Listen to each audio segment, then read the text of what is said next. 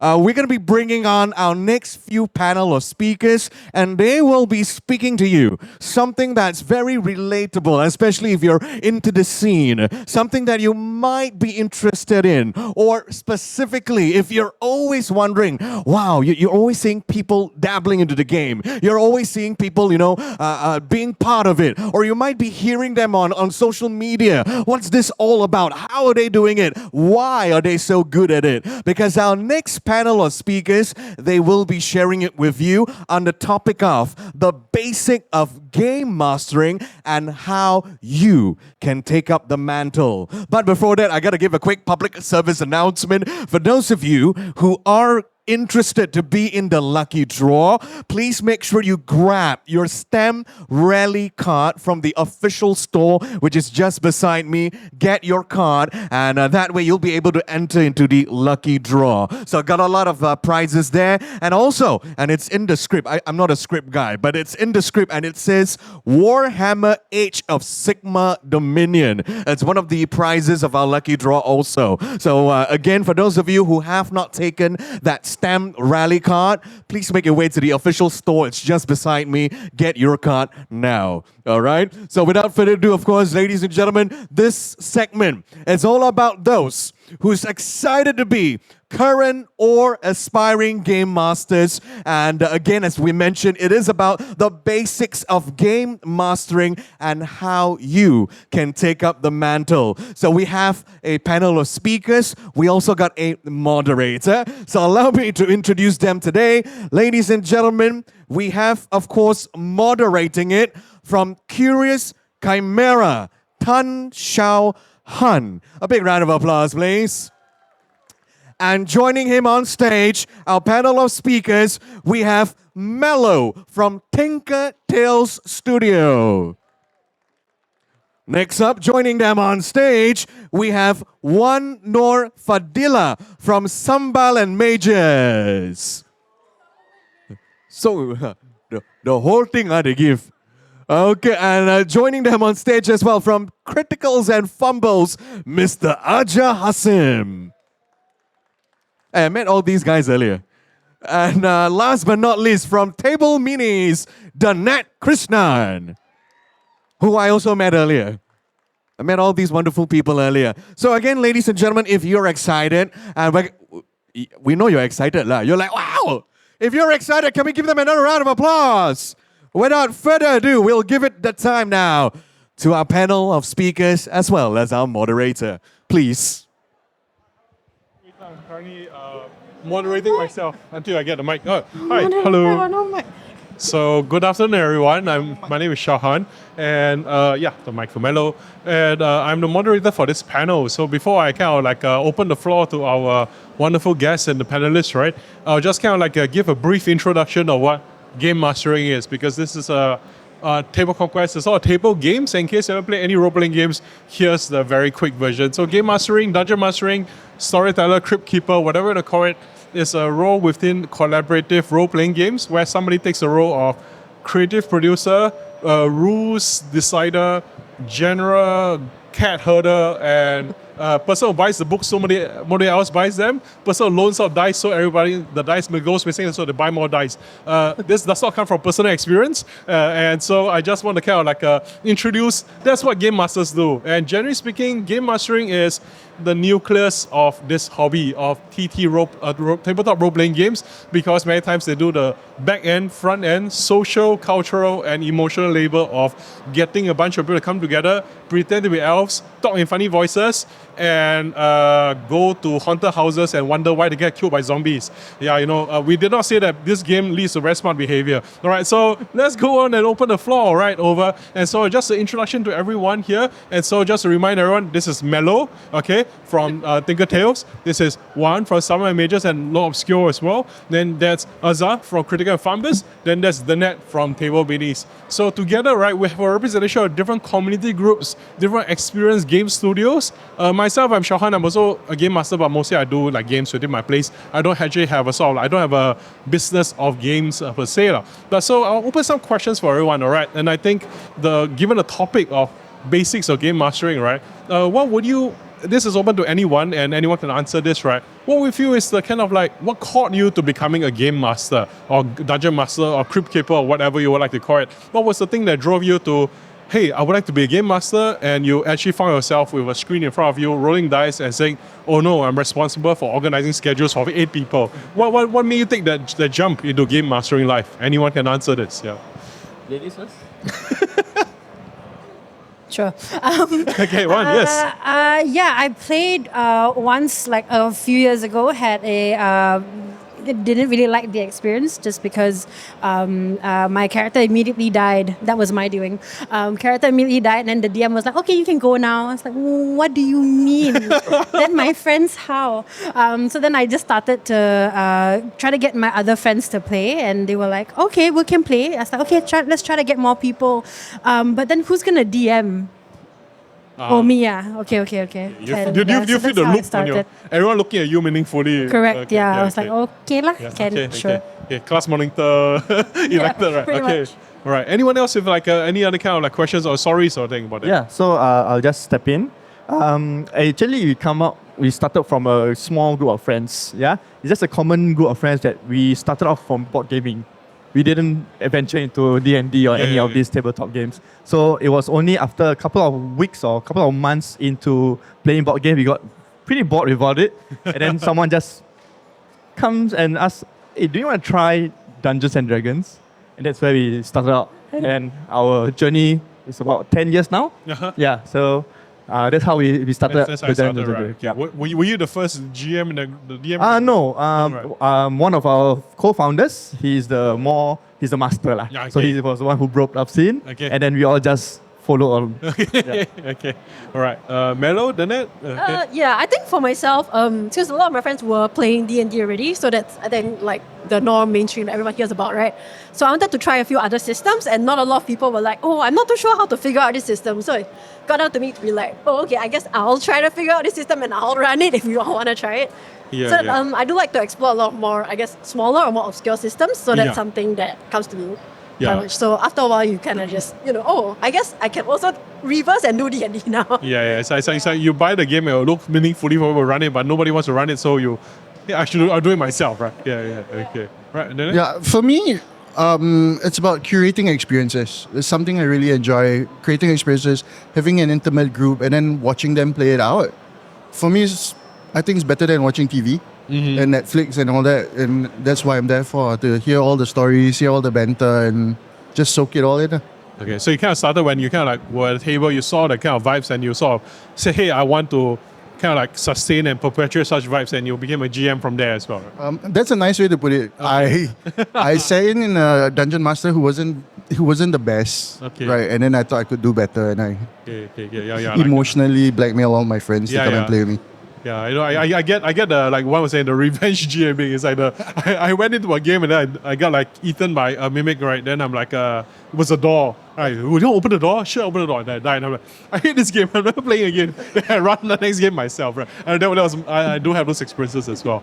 Okay, so I guess like for the second question, right, about that, it's just that because this is about taking out the mantle of game mastery, taking out mantle, right? Do you kind of like, this is maybe a bit more of a harder question, so take your time to consider it. Do you find it hard, right, difficult to convince, right, players, right, people interested to take up game mastering, to try game mastering for any kind of sustained period of time, like not just tag, you're run this game, but more like maybe for a long period of time. I'm asking this because a lot of the older generation of players tend to think like nobody wants to game master. It's such an onerous task. It's so arduous. But what do you think from direct? Does this match your experiences, or is it actually like, hey, anyone with GM these days? What do you think? Yeah.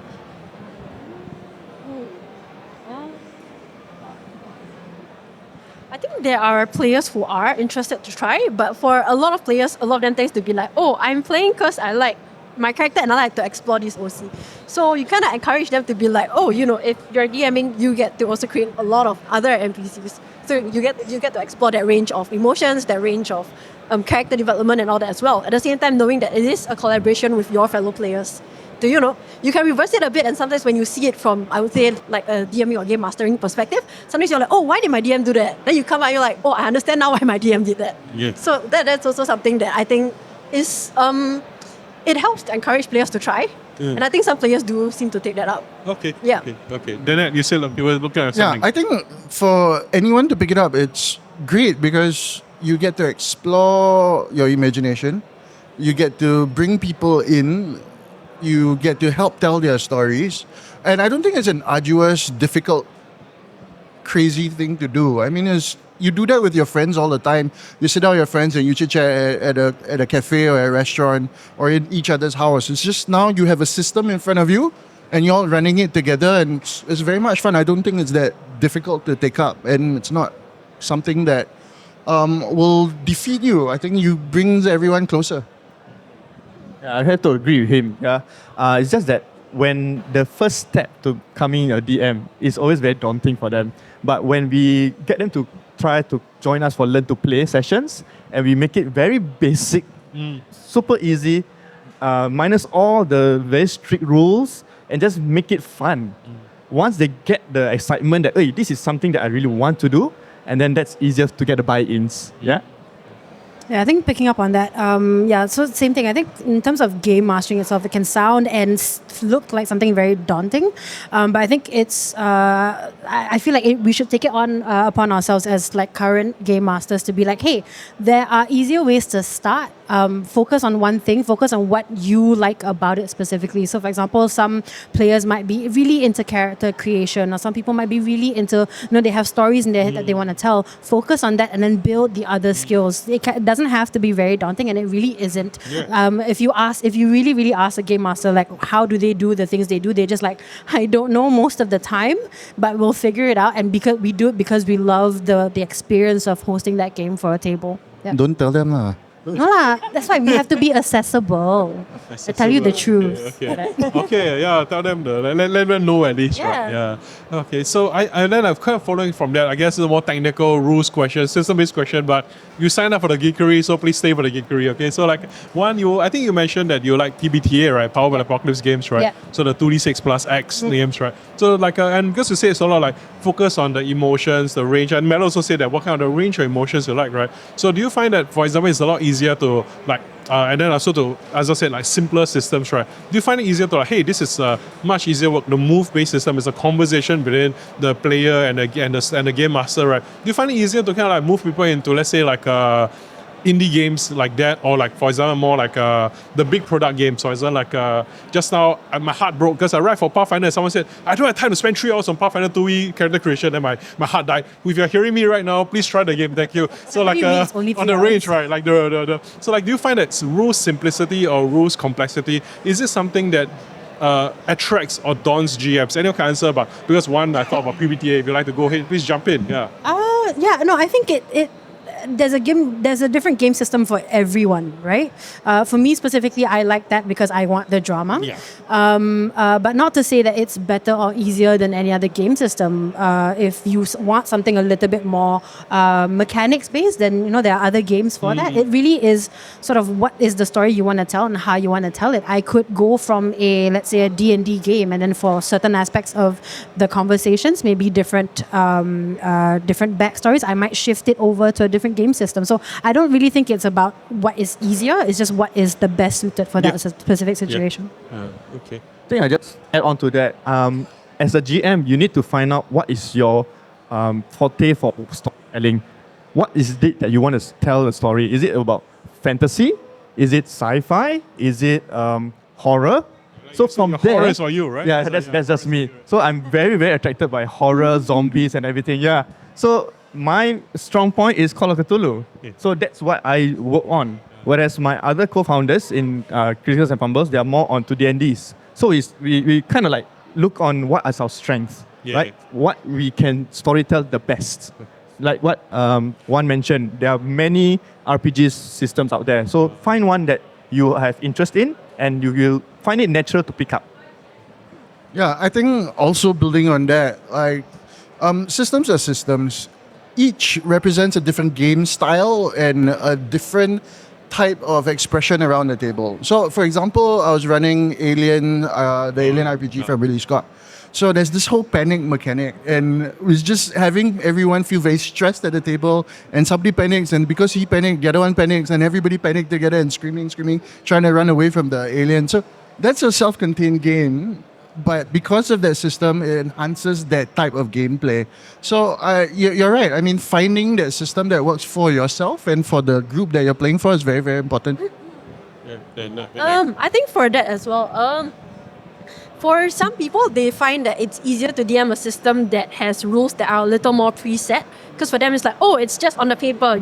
There's not as much leeway from there. It's very easy, straightforward. But for some people, they're like, oh, but then I feel I like to prefer. I prefer to deviate from that. I prefer to be able to have this leeway as a storyteller to sort of like talk about something different. So checking out different systems also do kind of help you realize that, oh, maybe I would like something that's more straightforward that I can do straight away, or something that, I can sort of tweak around.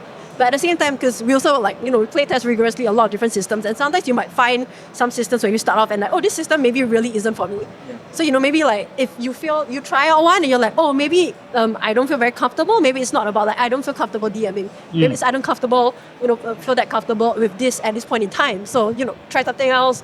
There's like loads and loads of systems out there. It's like please explore.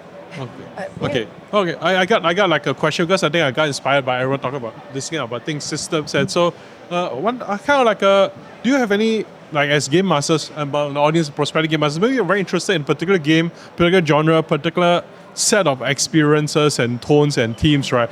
Do you have any situations, right, where perhaps you have more like a players or your usual group of players or maybe people you like to play with who aren't very into that?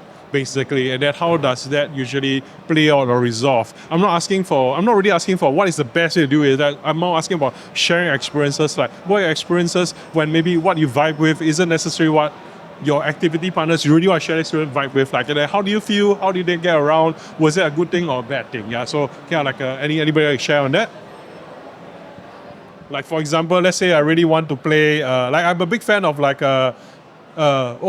very hard games, like those like OSR style games, right? And then like, but then what happens is that a few of my friends want to play it, so I'm a forever DM. For example, doing it, and people say, "Hi, it's kind of like D&D, but more metal, I guess." Then later people kind of get into that. Then, but I don't kind of like I just enjoy them sharing. Does anyone have something which you really enjoy that people you had a joy of bringing people into it, or people like didn't want to try? Like, what were your experiences with trying different systems? Because that's in many ways as game masters, your art style, your tool, your toolbox, your chosen artistic vision, or almost like what were your experiences with that? Basically, anyone? That's a very complex question. I know. I lied to them for 30 minutes. I soaked them in already. They're sitting down so we can do this, okay? The more you DM, the more varied the player base becomes. And there are some who really enjoy exploration, exploring the world, interacting with things. There are others who are there for their backstory and to see their character grow.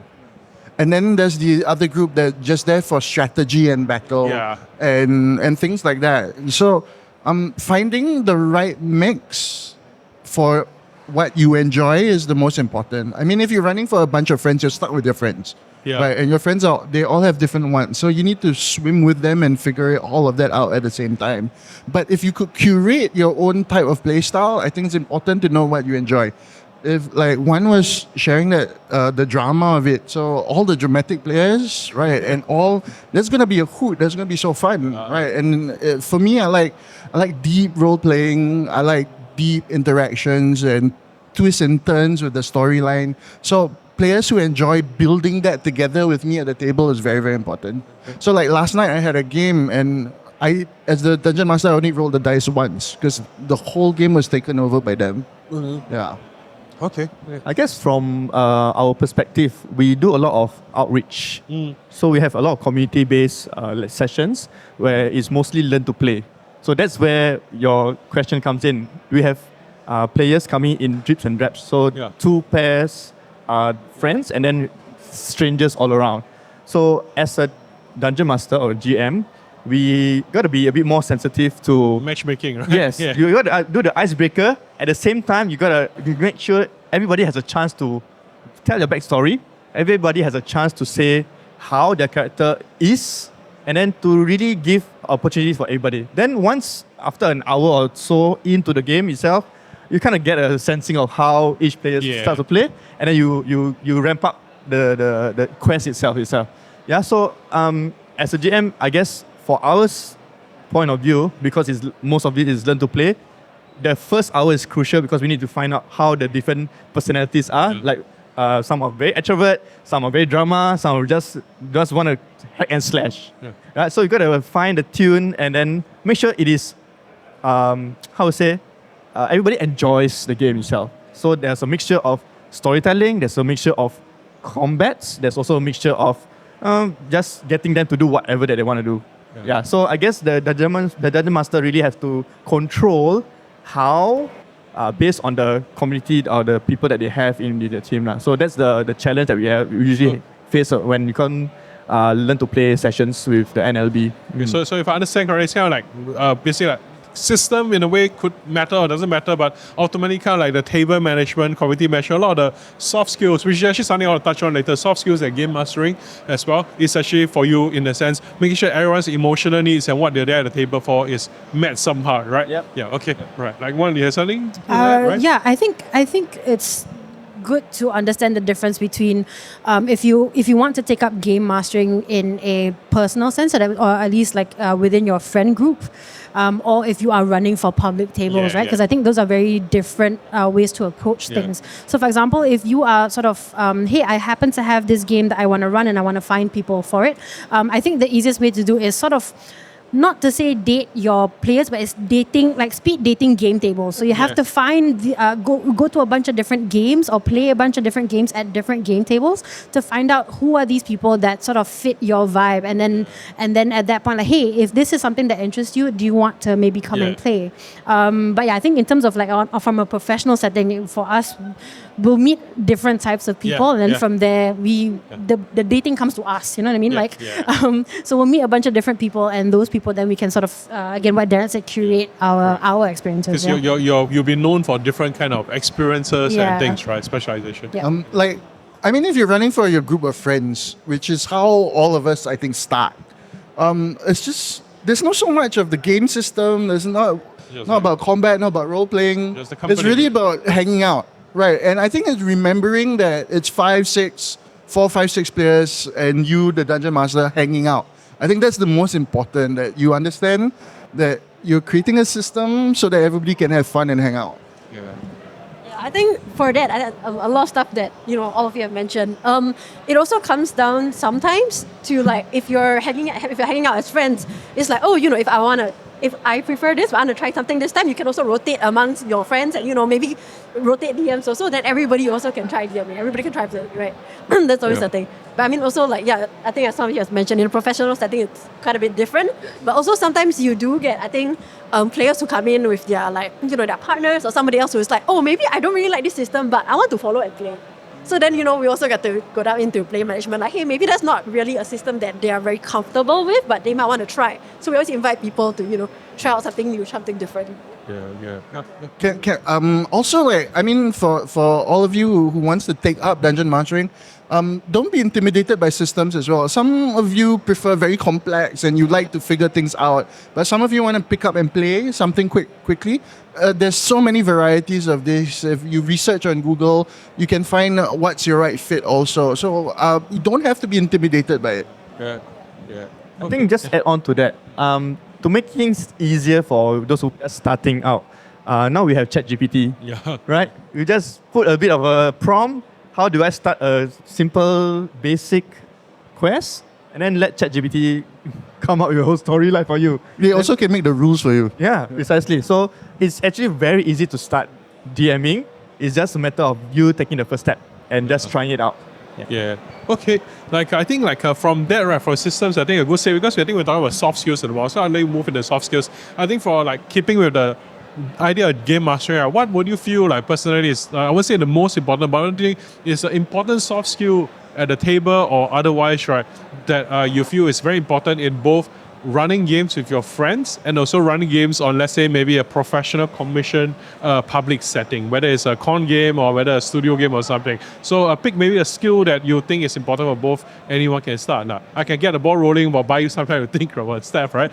I think a big part of it is actually, for me personally, is actually time management and also the willingness to be the bad guy. Like, for example, I personally get annoyed when I'm in games, right, and somebody speaks louder, more persistently, and kind of crowds out and gets attention. Because the basic unit of time is not really one round. It's how much attention a game master gives you, right? So let's say someone's like blah blah blah blah for 40 minutes and their turn takes 2 hours, right? And someone says I want to do something, then someone talks over them. So for me, I grew up in a very talk over each other game culture. So I'm very sensitive to know this is that person's action.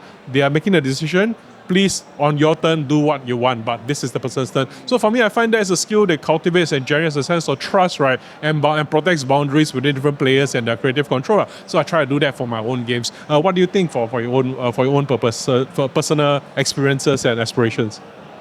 I guess I learned my own lesson the hard way. Right? Wow. Yeah. It sounds like one of those It's a bit- spicy talk. Yeah. Okay, Please go on. so my first few sessions on Call of Cthulhu, I have a very straight, linear story, right? Doesn't allow for any flexibility, doesn't allow for any adaptability. So whatever that my players want to do, they will do it, but it will always narrow down to what I want them to do it. So that's when I come back and I do some form of reflection, I thought, no, it's their game. I'm just there to facilitate. Let them have all the fun. I can kill them later. Right? So, Confirm. I mean, Call of Cthulhu that's Call of Cthulhu, right? You go insane and you die, right? So, but I can kill them later. But let them have fun first, and then they die later, right? So that's where I realized I need to adapt, right? So let them do what they want to do. So there was one particular game we had a marathon, 8 hours marathon. The team actually split up into 3 or 4 different places, but I have one event to bring them back all together. Yeah, so let them do what they want. So one of them went to the basement, to the boiler room to do something. One of them distracted the administrator. One of them and ransacked the office for don't know what clues. I just let them do what they want to do. And then at the end of the day, I said, oh, they heard a bell, and then everybody starts running back to the same place. Yeah, Good stuff. Yeah, so let them do what they want to do, but you got to have some milestone checks that you want to get them back together. Yeah. So that's where I learned the hard way. Yeah, So you're saying that game mastering is a lot like project management, is it? Yes. Yeah, There's a and Gantt chart for the players to come back here at one time, right? that's true. You have to adapt to what they want to do. They just say they want to do this, let them do it. Yeah. But at the end of the day, you have something that can bring them back all together. Yeah. That's more important. Yeah, I think adding on to that, for friend groups is really just want to hang out, want to have fun together, and just run a game that's just fun for everybody. Don't take it so seriously. And at the end, you can kill them now, right? That's the fun bit. But on a professional side, I mean, narration skills, table management, holding immersion, and bringing out emotions are something that has to be not only trained but also practiced. Yeah. Okay. You go first. I completely lost my train of thought. Okay. It's all good. I think for me, the biggest thing actually would be empathy. Because a lot of times when you are DMing, sometimes it's not only the story, right? You look at all your players, you look at all their faces, their body language. Sometimes they will say things like, oh, I'm comfortable with this. But you can tell that body language that they're uncertain. Yeah, and from that, sometimes you do want to, think like, hey, is this person really comfortable with exploring? You want to see whether there's that trust amongst the table. Whether everyone is like, okay, we can slow this down a little and then maybe slowly explore it, or like, hey, maybe we slowly simmer down to another topic. That's because your table, because at I think a lot of the games that say VTM, as all flesh was eaten, these are pretty dark we and run heavy quite a bit topics, right? dark Yeah. games. Yeah, but I think also even for light-hearted games, right? Yeah. Some people's fun are different. Some people's fun might be more like, oh, I want to look at this very gently and closely, very detailed character, or very moving scene. And then some people's like, oh, but this moving scene, I'm very excited.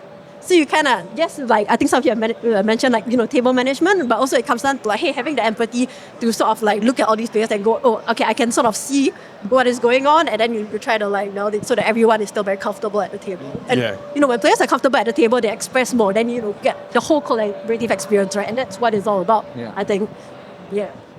I think on top of what everybody has said, in terms of the skills that I personally find you would need as a as a game master is the ability to see where to pick up on things, or not just pick up on emotions, but okay, so for example, if this table is going, they've taken their right turn and they're heading this way, it's sort of again how and if them taking the right right turn isn't really going the way they think that they want to go. So for you to be able to pick up on that immediately and not necessarily bring them back to what you planned, but sort of still keep it fun and still make sure that they have things to do while they're there. I always sort of equate it for, like, for example, if your players, imagine they are on a massive like plateau and there are cliffs in the canyon, right? Their paths or whatever they want to do is on that top surface. Your game in the back of your mind is when they fall through the cracks, then you pick them up. Okay. So yeah, that's how I think about it. Okay. Thank you. Yeah. So like kind of like basically like today's talk so far, right, we have basically a little bit past the halfway mark, right? So far with what's game mastering, some skills and stuff. So we're gonna move a little bit into kind of talking about our 4 panelists and their experiences also from their specific intersections of the community and the attention and things. So we've been talking about game mastering in general, but now I'm going to shift it over to game mastering for the public or the commission context as well. So not necessarily in a commercial commission, but maybe for anything. So what challenges do you find, right, for yourself, right, in perhaps running games, right, for what kind of expectations for that in a public game people might have. So for myself to kind of open the table a bit on it, when I was still doing commission games a long time ago, a lot of people had come in from the mindset of more passive fun, because that was the era of where organized play, everyone is a packet, and then game masters were mostly, the idea is that, okay, if I have this packet, I can read off it and then a game gets run, right? So it's a very MMO but analog, right? And so a lot of people are like, I come for this game, you owe me this treasure, you owe me this fun, right? And that was a language I was not very comfortable with, right? And so I kind of like noticed that that was a challenge that I never had to deal with as a private GM for my friends, because I'd be like, it's a home cook. Today I cook this, you eat this, all right. Then this one is like, come to my house, like, I pay you X dollars. Why am I now getting like, my filet mignon? Hey bro, you pay $5, you want filet mignon? Like, like what kind of like a professional GMing? So I segue into the professional GMing challenges, and also for anyone in the audience who's interested in perhaps professional GMing, right? What are some difficulties we face so that we can think about those questions? Yeah. Anything to share? I think one of the biggest things I've learned as a professional DM is that you are essentially always going into a table or at a table where you don't know anybody, but you still have to behave or at least carry yourself as if you are their best friend at that moment. Yeah. Right? Because you have to get them to trust you immediately for them to trust you to take them on this adventure. I don't know how else to start. I don't know how else to like frame that. Professional dungeon mastering. That's a big subject. Okay, so here we go. The spiel. I'm doing time management. The spiel. Players want to play. I think that's the most important difference. They pay money to play. Yeah. And we provide a service where the play happens and the experience is heightened. Yeah. Okay. So at Table Minis, what we do is we create the studio so that the experience is heightened as much as possible, with the terrain, the lights, the music, the skills of the DMing, the narration. But also, as a professional, you have to go deeper with your players in understanding their stories, writing out the progression of their characters, and helping them grow. I think that's what most of them who play with us, at least at Table Minis, want. They want their characters to grow in surprising ways. And we have to be on our toes in writing those stories that creates that situation where the players can express those changes. So I think that's the key difference between that and a non-paid friend group where you all just hee ha ha, laughing and making fun of each other with all the inside jokes, which is incredibly great as well. It's just two different styles. It's either you're eating at Ashton's or you're going for a full-on filet mignon. Right. It's a very big difference. And I think the key is players want to play. That's the key difference for me. Okay. I think for us, once we have started off session 0, where we get them to create their characters or we get them to do some backstory, right? We will actually bring them through at least 10 sessions. That's where we can really grow the characters. Yeah. So commitment on their part, they have to be there throughout, right? I mean, once or twice they want to fall out because of commitments and all that, they can join in later on. But as a DM, as a professional, like what Danette mentioned, we really need to look at how the character grow. Yeah. So treasures is one of them. Yeah, but it's a one-off kind of thing. Probably deeper into their backstory. How did that backstory came about, and then what came after that, right?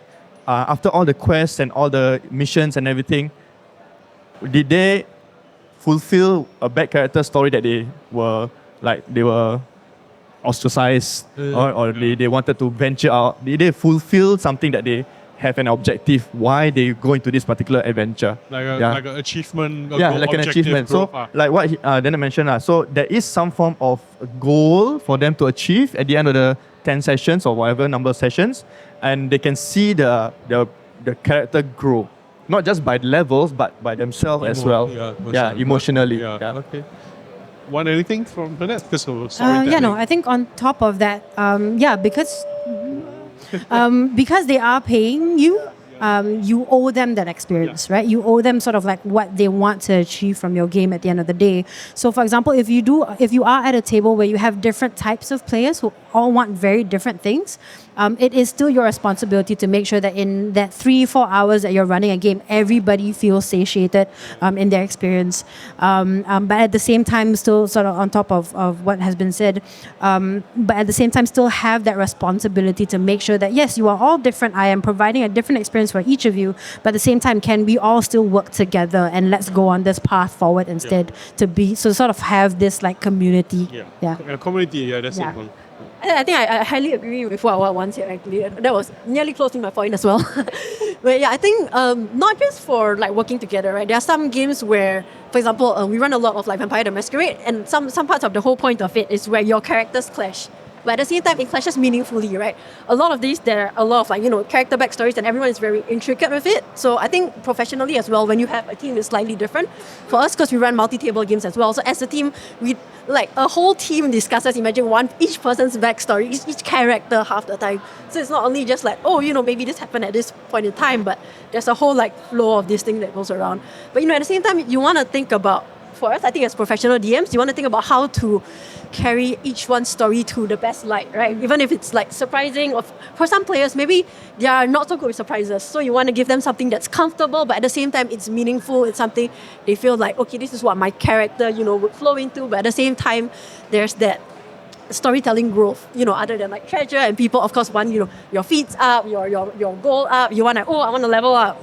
But there's also that very nice slow progression, whether it's each time you play a session, but at the same time, there's also, if play a campaign, right? There's a long overarching arc that you see at the end of it, and you look back at your first session, it's like, wow, my character has grown so far from all this. I think that this from. Okay. So I guess what I'm hearing is basically there's actually a lot of big picture stuff that game mastering involves, right? Whether it's about helping people grow in some sense, either laterally or horizontally or vertically, emotionally in terms of achievements, in terms of story arcs and fulfillment of some emotional need, or whether it's kind of making sure table management for making sure that a community can grow harmoniously, can vibe together, and basically people can see conflict and as something to work with, right? So I'd like to kind of work with that into I think I have two last questions. I'll go ease into the end and open the floor to questions, right? I think the second question I'll ask is basically about something perhaps a lot of people want a game master may ask about how would you what do you think are some best practices personally, right? Maybe one best practice for handling conflict at the table. This is something that you try to suppress, avoid, manage, talk it out? Do you have a quiet room that you work with people? So what are some conflict management strategies that has worked for you, right, in your tables, at your tables? Roll the dice. Roll the dice. let the dice sort it out. Chaos. I guess what we actually employ in Kickers and Fumbles is that we have consequences to actions. So despite telling them that they can do whatever they want, but there are some limits to it. So we still apply certain laws that we have in reality that we will not, we will not compensate, right? So things like murdering and all this. So the players may want to just murder all the NPCs, but we got to put a stop to it, right? So rolling is one of it, but there might be some things that we just at that point of time during the game itself, we just get them to do some consequence to their action, or we can just tell them, okay, is that something that you really want to do? Because there will be some consequences to your actions, right? It might not be now, but maybe later, yeah, or your weapon or something like that. We just give them a bit of a hint. But after the whole session is done, then we can just probably put them aside and say, hey, we want everybody, it has to be sensitive to everybody, right? And you don't want to create an environment where everybody just like, oh, this guy, I don't want to play with him anymore, right? Then that's the defeats the whole point of playing tabletop RPG. We want to do the whole quest together, achieve together, and gain level up and everything together. So I guess one of the ways is to put in some consequences to their actions, and then later on, after the game is done, we can pull them aside and just talk a little bit of sense to them. Yeah, that's one of our takes. Thank you, Azhar. Thank you. You want this? At Table Minis, setting up the ground rules right at the beginning where all the players agree is essential. It's so important to us. If you don't agree with the ground rules, we'll refund you back your money, you can leave. Right? Everybody has to agree that you have to cooperate, you have to work together, have to share the spotlight. If you want to do something negative to another character, you need to ask the player first for permission. So there's all these things put in place after many years of running games and knowing all the nonsense that comes out from it. We want to mitigate and handle that all at the very beginning. So at Table Minis, if you sit down and play at our table, that's a committed trust circle. Everyone trusts that even if you don't know each other, by setting up the rules, it's a committed trust circle, and it makes the game move much, much more smooth. So like conflicts is a very rare thing that we experience, but we do experience them, and we handle that separately also. We speak with the player, we speak with the dungeon master, we get feedback from the table, and then we take our time to make a decision and having an adult conversation with the player or players about what's going on and finding a resolution with that. So it's a very peaceful, methodical, and very thought process to decide how to settle conflicts. Yeah. Okay. What? Sometimes at the table, if conflict does arise, either a player makes a questionable decision or something happens that wasn't expected by the rest of the table, I sometimes will let it happen to gauge what the immediate reaction is, and then after that I can decide either and I'm sure most players are aware of this thing where I can pull an X card. So that means me as the GM, you've made that decision. I am going to rewind because I don't personally agree with that, right? So it's either that, or if it has happened and the players, again, like what Melo said earlier, whereby everybody says that they're okay, but then you have to have those conversations outside of the game as people, as adults, and then come back like, hey, so I've gotten feedback about this thing that happened last week. What does everybody want to do? And then if we can come to a conclusion about it, then we'll take that path from moving forward. Yep. Yeah, I think I agree with most of what everyone has said as well. And I think for us at Tinkertails, we also employ some of the other RPG safety checks, things like consent checklist, team consent checklist in advance. We also have like traffic light system, X cards for the more, like R-rated games and things like that. For conflicts as well, I think what we notice, sometimes asking players to take a step back, because sometimes they have conflict with the scenario or they have conflict with each other, right, as players. So sometimes these conflicts come out as like, are we having a conflict as people, or is my character having a conflict with your character, right? Sometimes you want to be like, everybody take a step back, and maybe it's like, I can see my character having a conflict because I'm doing this, and somebody else is having a character conflict because they're doing that. Sometimes you want to get players as well to explain what they're doing, because sometimes players are very into their character, and they might say, I want to harm you in this way, they don't explain why. But maybe, I want to harm this thing in this way because, this is triggering to my character has a hurtful backstory. So sometimes then you realize that, when players explain stuff, you get less of a conflict when you get them to sort of open up to why they are taking this action. Yeah. And I think that does help for certain events, definitely. Okay. Thank you. So we have our 15 minutes left. I think I'll ask one question, but I think I should open to the floor. So I just wrap up first to kind of close off, right?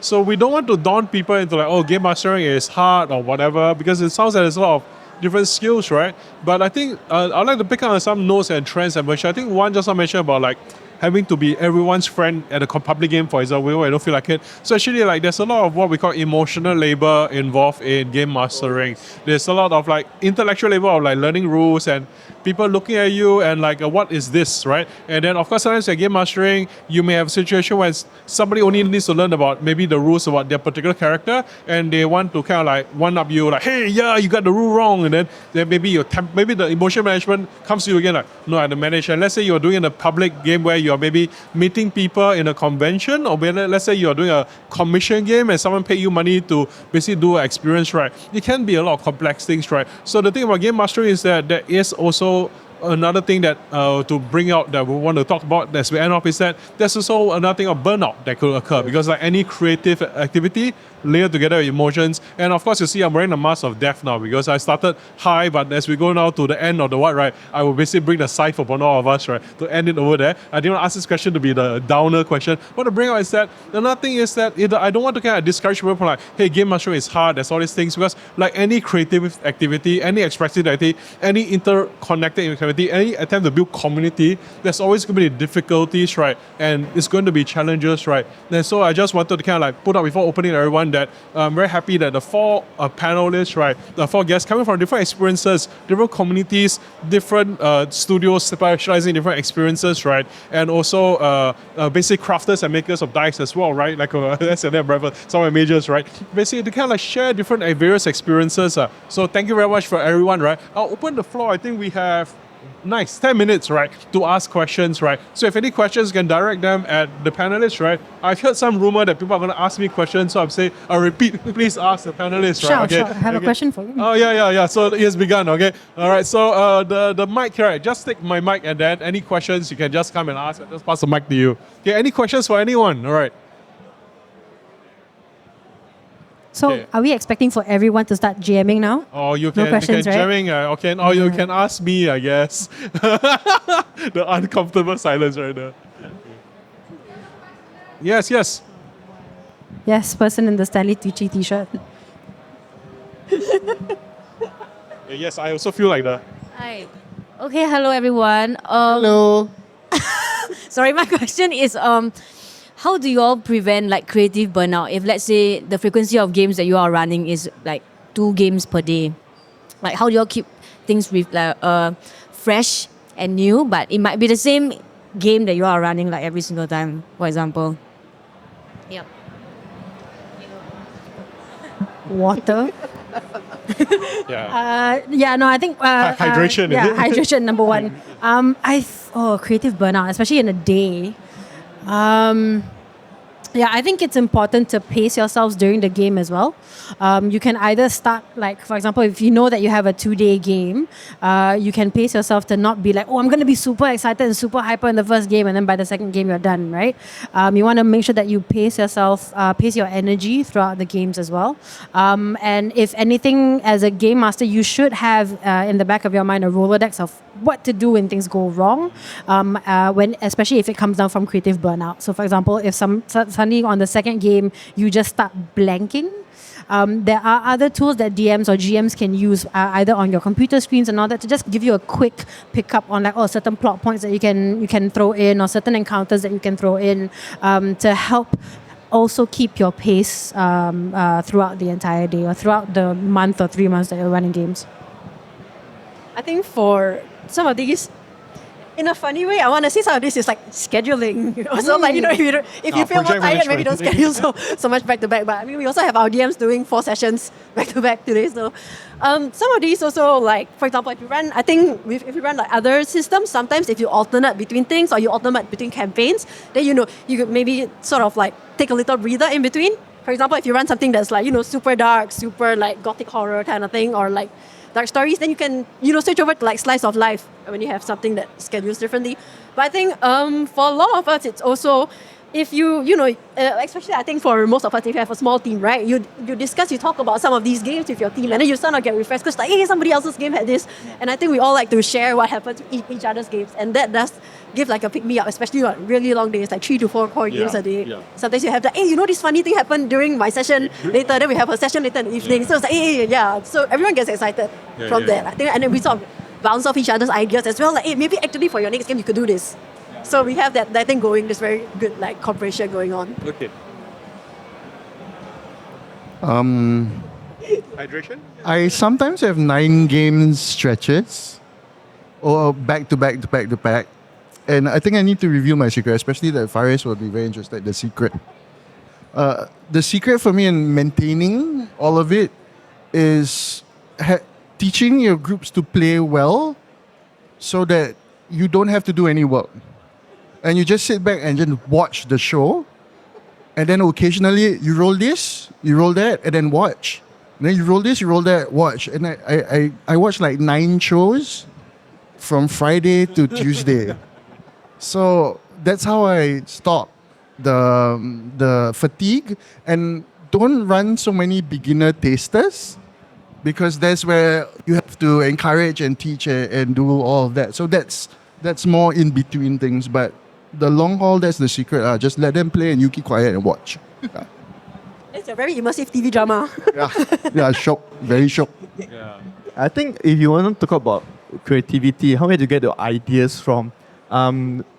What we usually do at Criticals and Fumbles is we play with the DMs, all of us. We find some days or some weeks where we play together, and then each of us take a turn.